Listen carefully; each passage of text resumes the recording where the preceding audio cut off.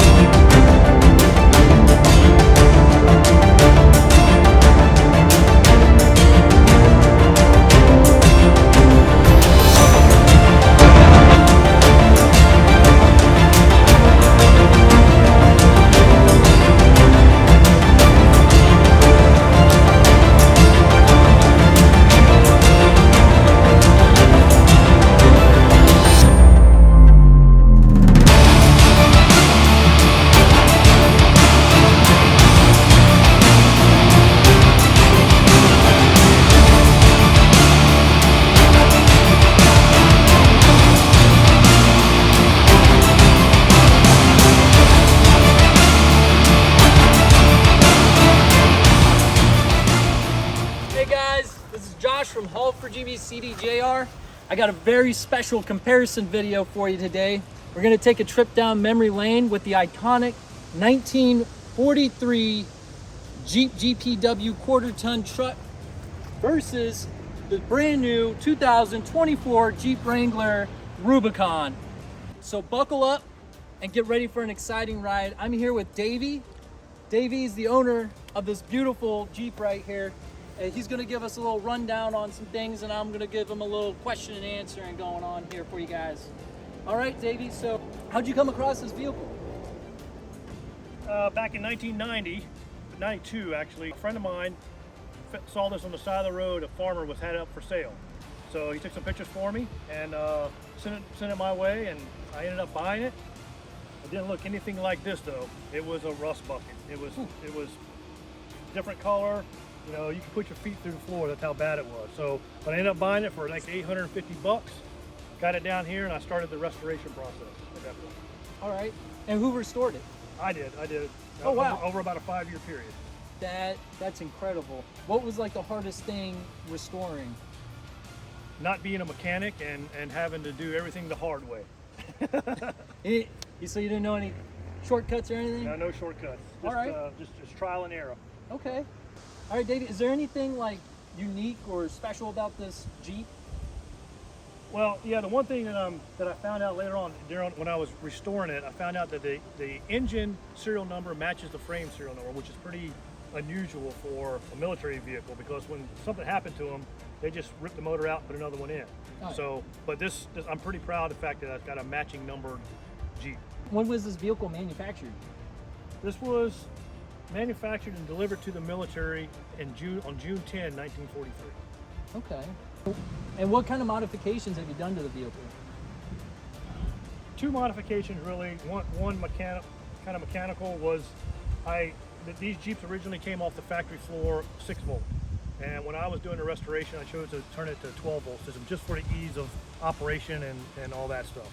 The other thing was I added what they call a bustle basket, which was something they didn't do off the factory floor. It was done in the field, like a field modification. Yeah. And I'll show you that in a few minutes. Okay. Can you take us a walk around and show us the vehicle? Yeah, again, 1943 Ford GPW. The main thing I'd like to show you, if you come around this way, you can see it's very sparse inside. You know, you got your gauges, you got your speedometer, your fuel gauge, your oil gauge, your temperature gauge, and your light switches and your ignition. That's it. That's all the amenities this thing has. You notice it's a manual. It's a 4-speed transmission. It has 3 forward gears and 1 reverse gear. But you also have the ability to lock it into 4-wheel drive, and you also have the ability to take it from high gear to low gear, which is. And then these wheels look a little different than our standard today wheels.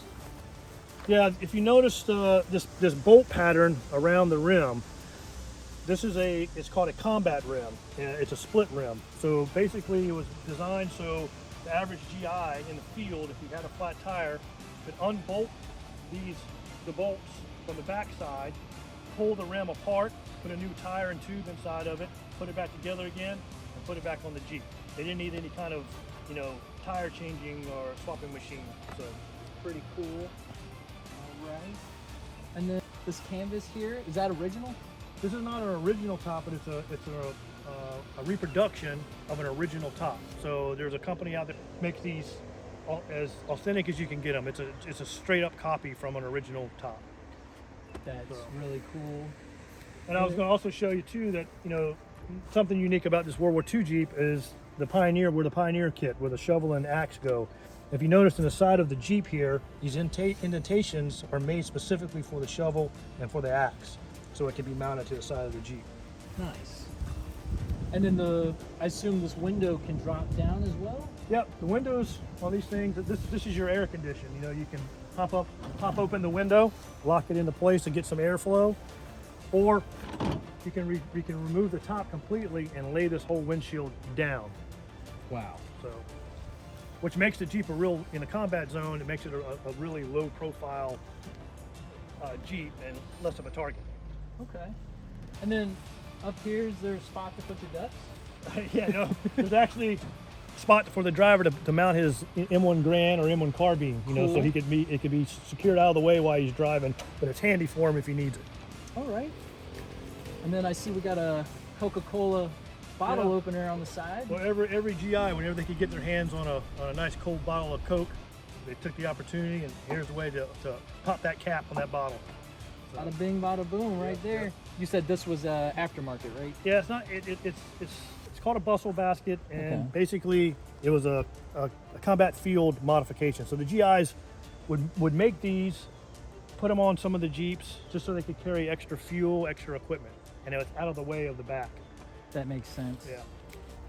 So, and then as you come back on around, it's hard to see with the top on it, but you have your spare fuel tank and your spare tire mounted right here. Nice. And then we got another satchel over here, I see. Yeah, and this is just, they would hang, you know, these musette bags all over the Jeep just to carry extra gear in. Nice. So, and then in the back, you can, again, you can look at the back, it's got enough room for, you know, three or four guys. If you see the bar in the back, Yep. that's actually a manual hand crank. So if the batteries went dead on this thing, you could take and literally turn the ignition on, insert it into the crank up front, give it a kick, and it's going to start right up. That's really cool. You don't get that nowadays. No, you don't. And then right here, I see it says Ford. Yes, this is the data plates for the vehicle, and Ford, two companies made them during World War II, Willys Overland and Ford. So this one happens to be Ford. Okay. Where's your Apple CarPlay in here? Don't have that. Unfortunately. Okay. You said the engine under here has the VIN to the engine to the body matches. Yeah, the engine serial number matches the frame serial number. Okay. Again, it's a straight up flathead 4-cylinder motor, like 60 horsepower max. But it did the trick, you know. And this is for the most part original. There's a couple of modifications. Obviously, I don't have a military Original World War II battery in Yep. it, so. But other than that, it's all original. That's really cool. And then the headlights, you were saying there was a special light for if they're like in combat. Yeah, you have your standard headlights, and then below that you have these what they call blackout lights. And on the light switch inside the cab, you had a way to isolate, so you wouldn't turn these on by accident in the middle of a combat zone at night. You could choose between the regular headlights or the blackout lights. They would use the blackout lights because in a combat zone, because it would just highlight, it would light up just about 10 feet in front of you and the side of the road, so the driver could see the side of the road so they could stay in the convoy. Nice. And this here, Yeah, this didn't originally come with the Jeep, but they did put them on. Originally, it just came with a flat bumper. This is called a tandem pintle hook for the Jeep. And I added this, A, because I thought it looked cool, and B, it's practical. If something happens to break down, then all I have to do is unhook this here, flop it down, hook it to a hitch, and off we go. and what does this rope help with?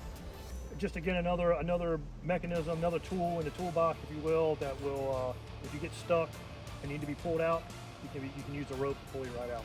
Okay. And this was an issue item that came with the Jeep when it was issued originally. Now, I know this is a Jeep. It looks like a Jeep, but it was manufactured by Ford. Did Ford do something to kind of... Ford was very proud of their Jeep. They wanted to make their own style, but the government made them stick to a standard. So when they manufactured these in World War II, the criteria was that you could take a Willys Jeep made by Willys and a Jeep made by Ford and completely swap over all the parts, and they had to be all interchangeable. Ford was proud, and they marked items on the Jeep with their script F mark, and you'll see that around as you look around the Jeep. Oh yeah. Ford wanted to make sure that you knew it was a Ford. Oh yeah. Of course they did. All right. Well, I appreciate you giving us a walk around your Jeep, Davy. I want to show you something really cool here. This is the 2024 Jeep Wrangler Rubicon, and it is fully loaded here. We got tow hooks up in the front. You can get an aftermarket winch up here. On the 24 models, your seats not powered. Jeep seats have not been powered all the way up till now. If you get a Rubicon X, you're gonna have powered seats now. You have your off-road tires. This being a Rubicon, you get the nice Rubicon wheels with it, Rubicon badging. It's also trail rated 4x4, and they brought technology quite a ways from World War II. They've been manufacturing this vehicle all the way up to now, and this is the evolution of that vehicle. 80 years. 80 years. We do have wireless Apple CarPlay, Android Auto in here. If you come take a look, they've redone the dash from the previous models. You have your part-time four-wheel drive system in there. Really easy to use compared to those hand sticks in there and it being a manual. You have your adaptive cruise control that's going to allow you to pace yourself between you and the car in front of you. You got built-in navigation, sends directions to the cluster display in front of the driver. Your rear seats, you have lots of room in the back. And then, like all Jeeps, you can take the top off, whether it be hard or soft. And then you have that beautiful roll cage, and we have a lot of different colors other than that olive drab green. Oh, that's a pretty color. There's only one color back in the day for the military, but this vehicle is very powerful, and it's got an inline 4-cylinder turbo now, and it's going to be able to get you from point A to point B, even if there's rocks, water, whatever in the way. You don't have to worry about it. This is going to get you there, and I'm very proud of the brand that I sell. And let me ask you a question, Josh. Yeah. Do you say that on the Rubicon they have a mechanism in here where you could disconnect the... Yes, you have a disconnecting sway bar on the Rubicons, and then if you're looking at Gladiators, they also have the Mojave edition that also has the disconnecting sway bar as well. That one's desert rated, that you can take out into the desert. But this is about Wranglers today. So anyways, with the Jeep Wrangler, not only do you have doors, but you can take these doors off if you wanted to. You just pop these out, and then they have a doors off mirrors kit that you can install. Put little mirrors right in here. That way you can see when you have your doors off. You have aux switches in here if you wanted to add some extra light bars and stuff. Thank you guys for watching our video today. I appreciate you, Davey, letting me come out here to make this. Appreciate it. And hopefully you guys enjoyed the video, learned a little history lesson here. And if anybody's out there looking for a Jeep Wrangler, anything, hit me up. My name's Josh. I work over at Hall for CDJR in Virginia. I'm pretty much there 24/7, and I'm making awesome content for you guys. So keep a lookout for me. Look at my content. I give my customers the best experience they can ever get. You guys have a great day, and I'll see you on the next one.